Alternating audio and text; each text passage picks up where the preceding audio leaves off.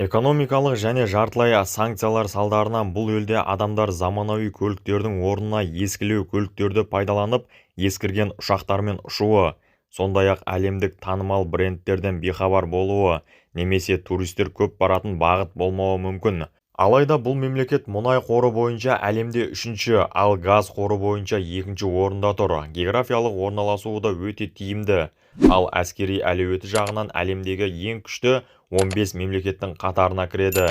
Онымен қажет болған жағдайда жердің басқа түкпіріндегі ең қуатты мемлекет ақш-та санасуға мәжбүр. Әлем Россия мен Украина соғысына белгілі бір деңгейде бейімделіп үлгерді, бірақ ақш, Израиль және Иран арасындағы жаңа қақтығыс әлем экономикасы үшін Ресейдің басқыншылығынан да ауыр зардаптарға әкелуі мүмкін. Бұл соғыстың салмағы тек бір аймақ емес, бүкіл әлем сезінуі ықтимал, сондықтан да Иран туралы айтылатын маңызды жайттар көп. Алдағы қысқа минуттарда біз бұл елдің қуатының қалай өсіп жатқанын қарапайым тілмен талдап түсіндіруге тырысамыз. Ал сіз бізді қолдау үшін парақшамызға жазылып лайк басуды ұмытпаңыз. Таяу шығыс әрқашан халықаралық саясаттың ортасында болып келеді. Бұл жерде соғыстар, дипломатиялық ойындар және ірі державалардың бәсекесі тоғысады. Себебі бұл өңірде мұнай бар, ал мұнай мен газ әлі күнге дейін әлем экономикасының негізгі ресурстарының бірі болып саналады. Бұдан бөлек таяу шығыс үш құрлықтың, яғни Еуропа, Азия және Африканың арасындағы табиғи көпір. Сол себепті бұл аймақ тарих бойы ірі державалардың бәсекелестік алаңы болған.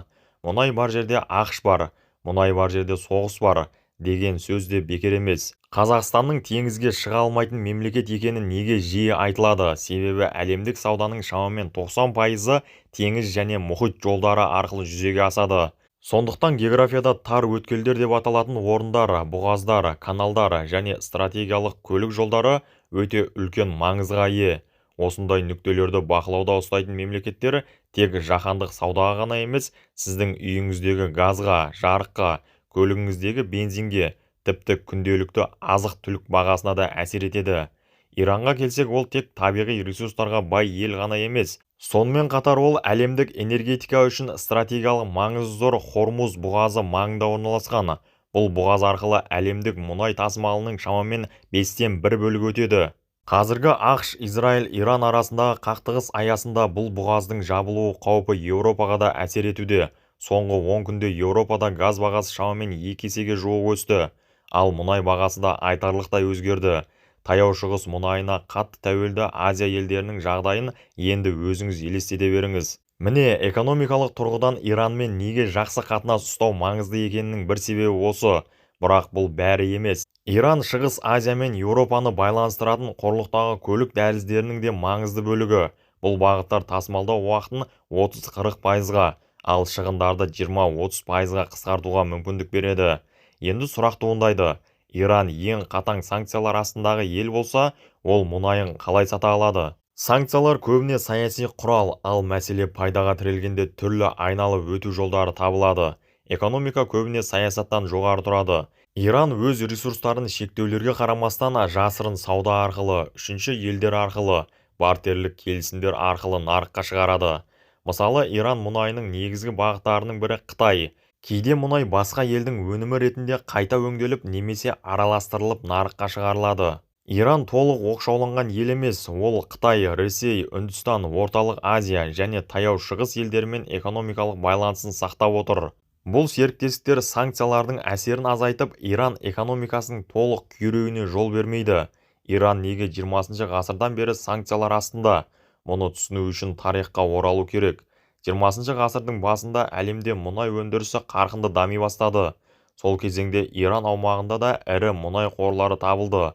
Алайда ол ресурстар негізінен британдық компаниялардың бақылауында болды. Иран мұнайынан түсетін үлкен табыстың негізгі бөлігі шетелге кететін. 1951 жылы Иранның премьер-министрі болған Мұхаммед Моссаддық елдің мұнайын ұлттық меншікке алу туралы шешім қабылдады. Бұл шешім Британияның экономикалық мүдделеріне үлкен зиян келтірді. Осыдан кейін Иранға қарсы экономикалық қысым күшейді. Мұнай экспорты шектелді, экономикалық қиындықтар басталды. Ел ішінде саяси қақтығыстар күшейді. 1953 жылы Моссаддық үкіметі құлатылды. Билік Мұхаммед Риза Пахлави қолында нығая түсті.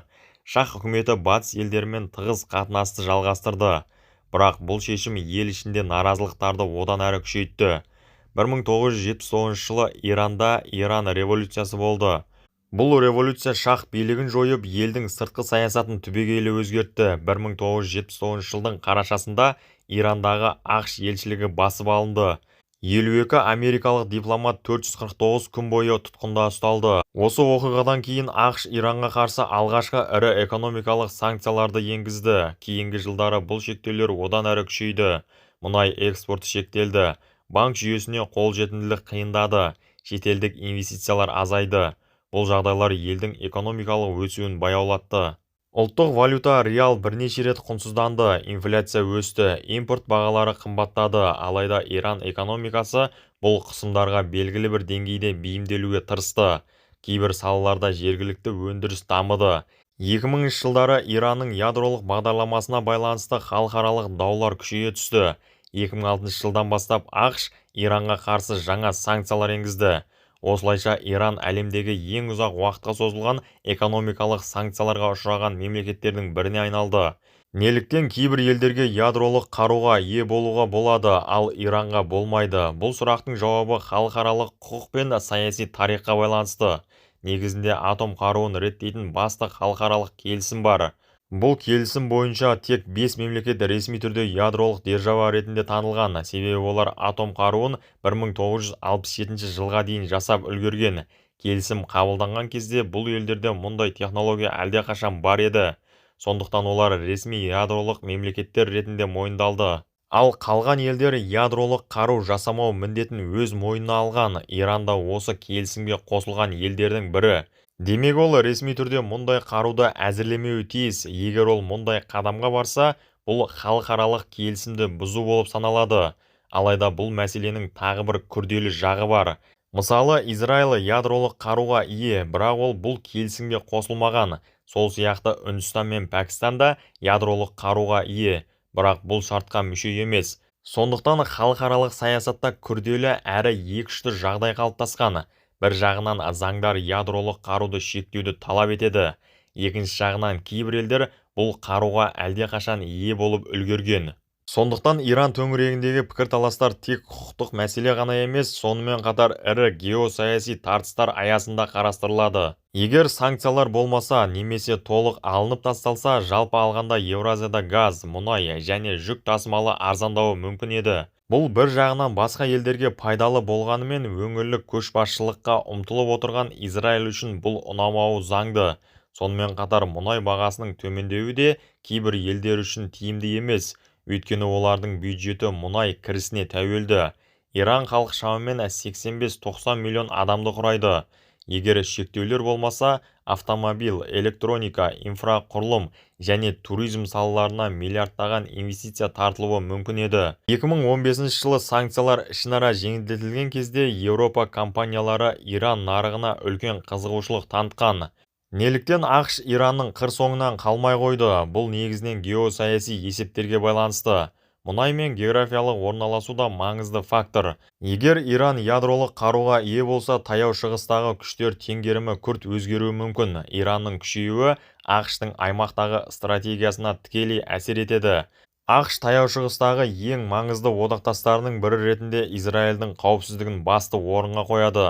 Ал Иран мен Израиль арасындағы шиеленіс бұл жағдайды одан әрі күрделендіреді. Неліктен Иранмен соғысу оңай емес? Жоғарыда айтылғандай, Иранның әскери күші әлемдегі ең мықты 15 елдің қатарына кіреді. Сонымен қатар оның аумағы өте үлкен және географиялық тұрғыдан күрделі. Бұл сыртқы операцияларды қиындатады. Қарсыласқа таулы аймақтардан өтіп, елге кіру оңай емес. 85 миллионнан астам халқы бар. Тарихи тамыры терең, бұл елді жеңу оңайға соқпайды. Иран ұзақ жылдар бойы ірі державалардың саяси қысымы мен ықпалына ұшыраған болуы мүмкін, бірақ ол ресми түрде отарланбаған санаулы мемлекеттердің бірі.